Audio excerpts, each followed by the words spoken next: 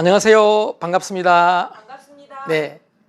요즘 매스컴에서 주식, 부동산, 암호화폐 같은 자산 시장이 대폭락을 하고 있다. 그러는 얘기들로 가득 차고 있습니다.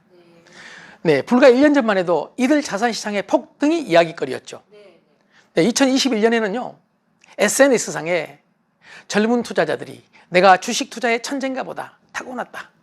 주식이 이렇게 쉽고 재밌는 줄 몰랐다는 글들이 넘쳐났습니다. 마음카페에서까지 주식 투자, 부동산 투자에 관한 글들로 넘쳐났죠. 어떤 마음카페에는요. 요즘 남편 월급을 기다리는 여자는 나쁜 아내다라는 말까지 있었고요. 그리고 직장에서는요. 젊은 투자자들, 대리급들이 투자를 통해서 주식이 계속 오르자 그동안 부러워했던 임원이나 부장급들의 월급을 무시할 정도로 그런 상황들이 벌어졌죠. 그래서 어떤 경우는 쉽게 퇴직을 하는 경우도 있었고요. 대간절 1년 사이에 무슨 일이 일어난 걸까요? 지금 말씀드린 대로 주식과 부동산과 코인 가격이 폭락을 하면서 자산 가치의 대변동이 시작된 거다. 이렇게 말씀드릴 수가 있을 것 같습니다. 구체적으로 한번 살펴보겠습니다. 물론 대략적으로 아주 큰 그림을 한번 보겠다는 얘기입니다. 주식시장입니다. 2020년부터 2021년까지 약 2년간이 대폭등의 시대였습니다. 우리는 이걸 폭등장이라고 그러죠. 그리고 22년에 이르러서 폭락장이 시작이 된 겁니다. 2022년에요. 그러니까 원래부터 주식을 쭉 투자해왔던 사람들, 여유가 있는 분들은 큰 문제가 없습니다.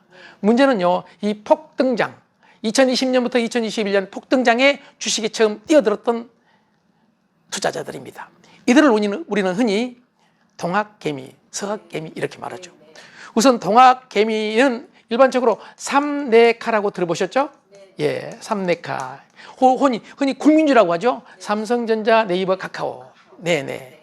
여기에 동학개미들이 엄청난 투자를 했는데 아시다시피 지금 삼성전자, 지지부진, 네이버, 카카오 같은 기술주들은 빅테크 기업들은 거의 절반 이상 떨어졌습니다. 그리고 서학개미라고 들어보셨죠? 네. 이거는 개인들이 미국의 주식, 특히 미국의 빅테크 기업에 투자한 투자자들을 말하는데 뭐 전체를 살펴볼 필요는 없이 우선 그중에서 가장 관심이 있었던, 다시 말씀드리면 서학개미들이 가장 좋아했고 가장 많이 투자했던 미국 기업 혹시 아시나요? 테슬라요? 네, 테슬라입니다. 테슬라. 그 테슬라의 순매수 규모 기준으로 서학개미들이 가장 많이 투자를 했는데 그 테슬라가 지금 반토막 났다는 얘기입니다.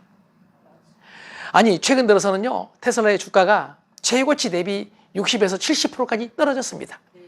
그런데 더 놀라운 사실은요, 많은 기관 투자가라든지 외국인들은 손절을 매를 했거든요. 손해를 보더라도 테슬라의 주식을 파는 경우가 많이 있었는데 우리나라 서학개미들은 금년 들어, 그러니까 금년이 지금 마지막인데 최근 3개월간만 해도 테슬라가 다시 좋아지겠지 하는 생각을 가지고 3개월 동안에 1조 원을 순매수했습니다. 그런데 만약에 테슬라가 앞으로 더 떨어진다면 어떻게 될까요? 지금 테슬라에 대해서는 말들이 많지만은 다시 옛날 수준으로 올라가기는 어렵다는 것이 중론입니다.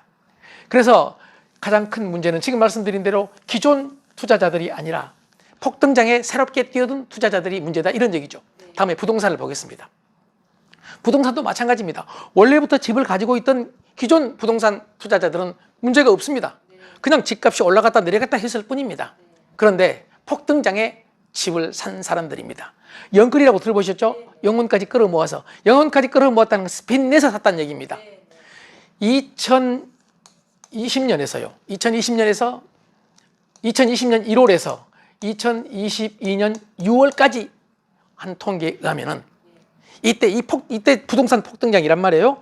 이때 부동산을 투자한 사람들이, 즉 영끌한 사람들이 무려 226만 명이다. 네, 엄청나죠? 그런데 이들이 진 빚이 394조 원이다. 네, 394조 원. 만약에 집값이 계속 오른다면 이거 갚는 게 문제 아닙니다. 그런데 집값이 지금 폭락하고 있습니다. 보통 문제가 아닙니다. 코인 시장은 여기저기서 이미 문제가 벌어졌습니다. 지금 무너지고 있습니다. 앞으로 좋아지겠지만은요.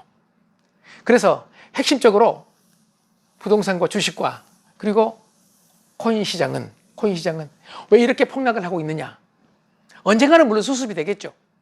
그런데 문제는 그 기간이 지금 길어질 것 같다는 게 문제입니다. 네, 충분하게 돈이 있는 사람들은 버틸 수 있습니다. 그러나 그렇지 않은 사람들은 어렵습니다. 이거 어떻게 해야 될까요? 고민입니다. 그래서 먼저 간단하게 크게 경제적인 차원에서 왜 이런 일이 벌어지는지를 한번 살펴보고 간단한 대응책을 한번 말씀을 드려보겠습니다. 먼저요, 이유는 간단합니다. 왜일까요? 왜 떨어졌느냐? 아주 간단하게 말씀을 드리면, 한 글자로 말씀을 드리면 저성장입니다. 물론 물가가 오르고 금리가 오르고 이런 게 구체적인 원인이지만은 근본적으로 따져본다면 저성장 시대에 지금 우리는 접어들었다. 그동안에 고성장 시대를 살았다는 얘기죠. 그래서 지금까지 2000년 들어서 한 20여 년 동안 세계 경제의 큰 흐름을 간단하게 살펴보겠습니다. 제가 자꾸 간단하다 말하는데요, 줄이려고 하는데 쉽게 되지가 않습니다. 2000년도에 세계적으로 아주 중요한 일이 벌어졌습니다. 그게 바로 2000년 12월에 중국이 WTO, 세계무역기구에 가입한 겁니다. 이건 다른 말로 표현하면 중국이 자본주의 시장 경제에 참여를 하게 됐다, 공식적으로. 그러니까 어떤 일이 벌어졌느냐? 세계 경제의 규모가 커진 겁니다. 그래서 세계 경제도 성장을 하고 중국 경제는 급성장을 한 거죠. 그러면서 세계에 어떤 일이 벌어졌느냐? 중국의 저임금 노동력으로 만들어낸 중국산 제품들이, 아주 값싼 제품들이 선진국, 세계 각지로 수출이 되면서 선진국의 물가가 어떻게 해요? 안정이 됐다는 거죠. 물가가 안정된 상태에서는 금리를 낮출 수가 있잖아요. 그리고 금리를 낮추니까 유동성이 폭발적으로 증가해. 그러니까 성장을 하는 것이죠. 그러다가 2008년 금융위기를 맞았습니다. 그런데 그 2008년 금융위기 때도 물가가 낮은 상태였습니다. 그래서 물가가 낮기 때문에 저금리 정책을 계속 유지할 수 있다는 얘기죠. 그래서 저금리 정책을 계속 유지하고 헬리콥터 머니처럼, 헬리콥터에서 뭐 돈을 뿌린다는 얘기처럼 각국 중앙은행들이 돈을 풀었습니다. 그래서 2008년 경제 위기를 극복했습니다. 그리고 그동안에 상당한 정도의 성장이 지속이 됐고 저금리와 물가 안정이 지속됐죠. 그래서 특히 젊은 분들은 인플레이션이라는 걸 개념조차 모르시는 분들도 있을 정도로 우리는 그동안 안정된 물가 그리고 안정된 저금리 시대를 살았습니다. 그런데 아시다시피 코로나19가 터졌습니다. 코로나19가 터지면서 또 코로나19를 극복하기 위해서 뭘 해야 되죠? 또 금리를 낮춰야 되죠. 그래서 실질금리라고 하는데, 이게 명목금리에서 물가 상승률을 뺀 걸 실질금리라고 하는데, 실질금리가 거의 제로금리 상태까지 금리를 낮추고 또 돈을 상상할 수 없을 정도로 많이 푼 거죠. 그런데 그때 풀었던 돈들, 이 돈들이 생산 현장으로 가지 않고 자산 시장으로 흘러들면서 아까 말씀드린 2020년, 21년 자산 폭등 현상이 벌어진 거다. 이렇게 볼 수 있습니다. 예, 부동산이든 주식이든 그리고 암호화폐까지요. 그래서 문제는 저금리 그리고 저물가, 이 시대가 정상화되고 있다. 이게 무슨 얘기냐? 이게 비정상이라는 얘기죠. 이걸 우리는 흔히 골디락스 조건이라고 하는데, 상황이라고 하는데, 아주 경제가 성장하기 좋은 상황이라는 얘기죠. 그런데 이게 오히려 비정상이라고 주장한 사람이 케네스 로고프라는 하버드 대학교의 유명한 석좌 교수입니다. 그는 저금리, 저물가가 이제 정상화돼서 금리가 올라가고 물가가 올라가는 세상이 됐다는 얘기죠. 그러니까 금리가 올라가니까 가장 문제가 된 사람들이 누구겠습니까? 빚진 사람들이죠. 그 빚진 사람들, 빚으로 만들어진 경제였다, 그런 얘기입니다. 저금리 상황에서 이 빚진 사람들이 개인만 있는 게 아닙니다. 국가도 빚이 졌고요, 아시겠지만 기업도 빚이 졌습니다. 그래서 이 빚진 사람들, 금리가 낮을 때는 살만하잖아요. 그런데 금리가 올라가면 어떻게 해야 되겠습니까? 빚을 갚아야 되겠죠. 빚을 갚기 위해서는 어떻게 해야 되죠? 구조를 조정해야 되죠. 그래서 개인도 국가도 기업도 구조 조정이 필요한 시대가 됐다, 이렇게 표현할 수가 있습니다. 2000년이 되기 전에 여러분 잘 아시는 IMF 있잖아요. IMF는 기업의 빚 때문에 발생한 거거든요. 우리나라 기업들이 엄청나게 많은 빚을 져서 성장을 했는데, 그 빚이 문제가 되니까 이제 빚을 갚기 위해서 구조조정을 하는데, 구조조정을 하는 것은 스스로 자산을 팔아야 되기 때문에 힘든 일이거든요. 그래서 외부의 강제에 의해서 이루어지는 경우가 많은데, 바로 그때 그 유명한 IMF에서 외환을 제공을 하고 달러를 제공했던 거죠. 그리고 강제로 구조조정을 밀어붙였던 것이죠. 지금 똑같이 이 빚을 해결하기 위해서 구조조정을 해야 되는 상황에 접어들었습니다.